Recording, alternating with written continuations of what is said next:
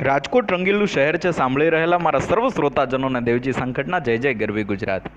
રાજકોટ સંપૂર્ણપણે વર્તમાન કાળમાં જીવતું શહેર છે। આ શહેરને ભૂતકાળનો બહુ ખાસ રંજ કે ખરખરો નથી અને ભવિષ્યની બહુ ફિકર પણ નથી। આ શહેરના લોકો આજ અટાણે મજા કરી લેવામાં માને છે। અમુક લોકો રાત્રે 3 વાગે ચા પીને ઘરે જાય છે તો અમુક લોકો 3 વાગે ચા પીવા ઘરમાંથી બહાર નીકળે છે। ટૂંકમાં આખું ગામ રેઢું રહેવું જોઈએ નહીં। બસ જુદા જુદા ગામમાંથી માઇગ્રેટ થઈને જુદી જુદી જાતના ભાતના અને નાતના લોકોએ રાજકોટને પંચરંગી બનાવ્યું છે। એટલે જ તો રાજકોટનું કોઈ કલ્ચર નથી। બસ એ જ તો રાજકોટનું કલ્ચર છે। રાજકોટ કાઠિયાવાડીઓનું અમેરિકા છે। અહીં સંતોનું પણ બધા માને છે। રાજકોટમાં કરોડની ગાડીવાળા પણ મોજમાં છે તો છકડો રિક્ષાવાળા પણ કંઈ ઉદાસ નથી।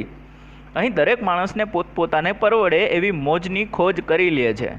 રાજકોટને રાણીમાં રૂડીમાં અને રણછોડદાસજીના આશીર્વાદ છે એટલે જ તો આ શહેર રાતે જેટલું વધતું નથી એટલું દિવસે વધે છે દોસ્ત। રાજકોટમાં 1100 રૂપિયાની થાળી લગ્ન પ્રસંગમાં જમાડવાવાળા કેટરિંગનું પણ ચાલે તો ફૂટપાથ પર પાણીપુરી વેચનારો પણ ફ્રી નથી। અહીં ફૂટપાથ કોઈની પણ મંજૂરી વગર ચાની લારી માટે 5-5 લાખ રૂપિયામાં કોઈ પણ જાતના દસ્તાવેજ વગર મરદની મૂછ માથે વેચાય છે। બોલો, એકવાર નર્કમાં કેટલાક લોકો આરામથી વડલા હેઠે પાણાનું ઓશીકું કરીને ઘસઘસાટ ઊંઘતા હતા।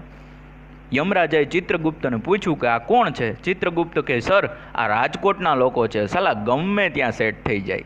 રાજકોટમાં જે હાલે એ આખા ગુજરાતમાં ગમે ત્યાં ચાલે। એક હાથમાં ફૂલડા રાખે, બીજા હાથમાં ધોકો, સાવ અનોખા યાર અમારા આ રાજકોટના લોકો।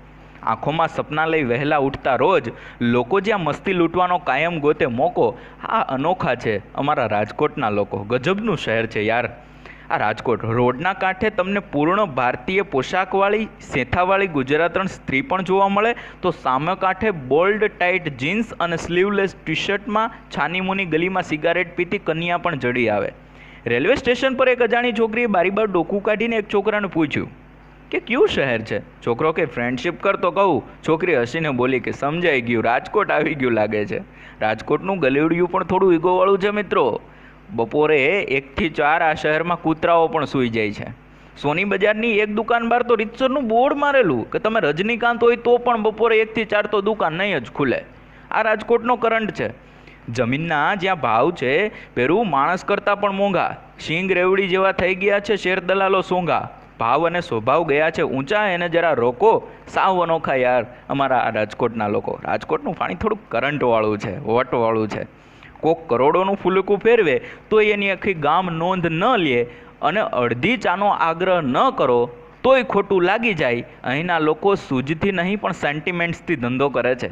અહીંના મોંઘાદાર લગ્નો થાય એ તો સમજ્યા, પણ કરોડ રૂપિયા પ્રાર્થના સભા કે સાદડીના સમિયાણાના લોકો ચૂકવે છે।